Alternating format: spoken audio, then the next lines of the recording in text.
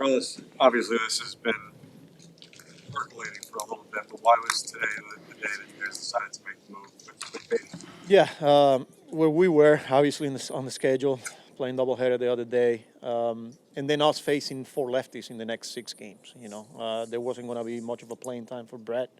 Not an easy decision, but it's time for him to go down there and continue to get some playing time, continue to get reps, continue to develop, and then he'll be back here. And we told him that. When you look at a player like Baty, who has a very high pedigree and obviously at one point was considered one of the top prospects in the game, when he hasn't had this type of success here, but has had an enormous amount of success in Triple-A, what can he do down there other than the results part of it to help himself be able to translate it the next time he gets the opportunity? Yeah, it's not an easy transition. We know it takes time to develop players here at this level. You're looking at results, but also, development side of things. But for him to go down there and just continue to get reps, continue to get comfortable, we all know how hard he worked defensively and what he's shown on the field, But now it's just more of him going down there and get some confidence back, especially on the box, Like you said, he's had results in the minor leagues. And at times we've seen it here when he goes through stretches where he's impacting the baseball, he's not chasing, but then he goes through some stretches where that's part of the development. And that's what we told him, He's going to be back here and he will continue to play a huge role for this team moving forward. Andy?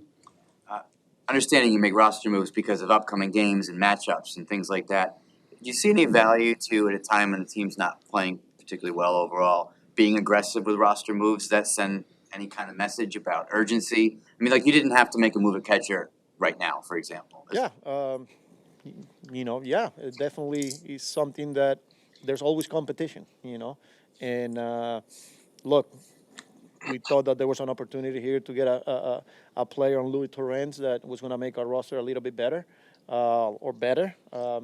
And, we made the move. But, nothing but good things to say about Narvi too, because he worked really, really hard.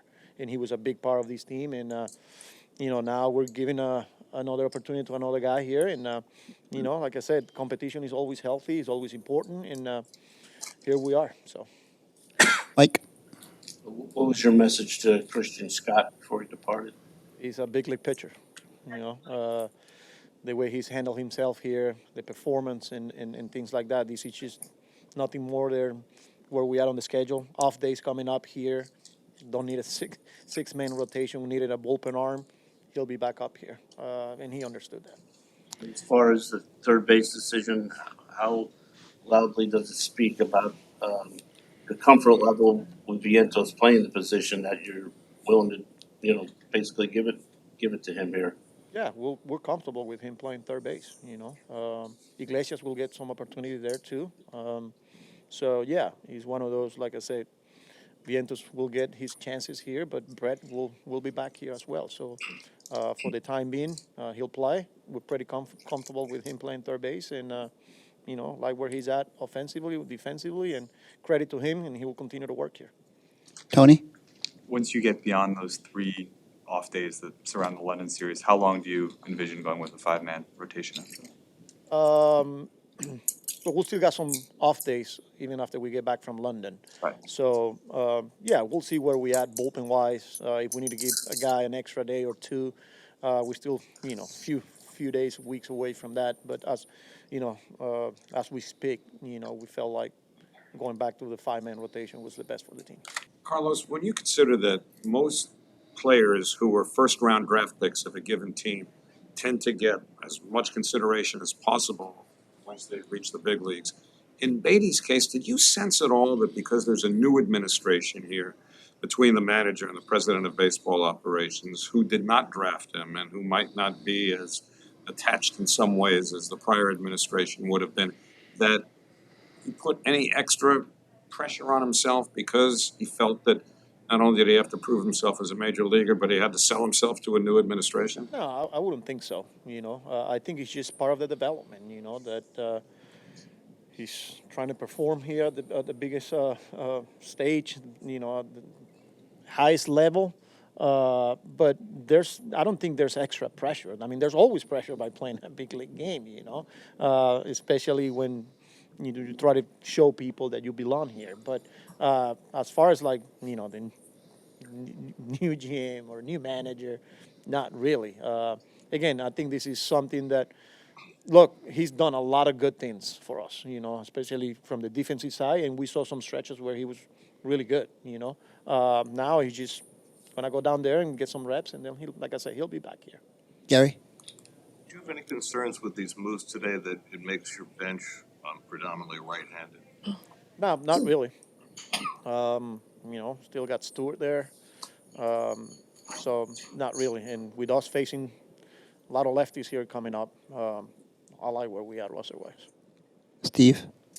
Carlos, obviously every player develops at a different pace, and there are different paths, but in your experience, a guy like Baty who's had much more experience at the major league level than the Triple-A level, he only has played 32 games in Triple-A. How much of a benefit can there be at this point to going back down to that level where he really did not get much time prior to coming up? Yeah, look, I think there's something to it. But I think it just comes down to playing time and getting game reps and getting at bats and getting comfortable, getting your confidence back. Like you said, only 32 games he's played at the AAA level, and he's been playing here a lot. And it's not easy, when you're trying to continue to develop as a player. And the pitching here is really good too, and it's hard to make adjustments. It's a result-oriented business, right? And there's always that extra pressure. But for him to go down there in AAA now and just let's continue to work on some of the things that I need to be working on, especially from the offensive side, I think it'll help him and he will benefit from in the long run here. Was there any consideration of Acuna being called up in this wave? Not at this time. Obviously he's playing well. We're keeping a close eye on him. But it was Iglesias.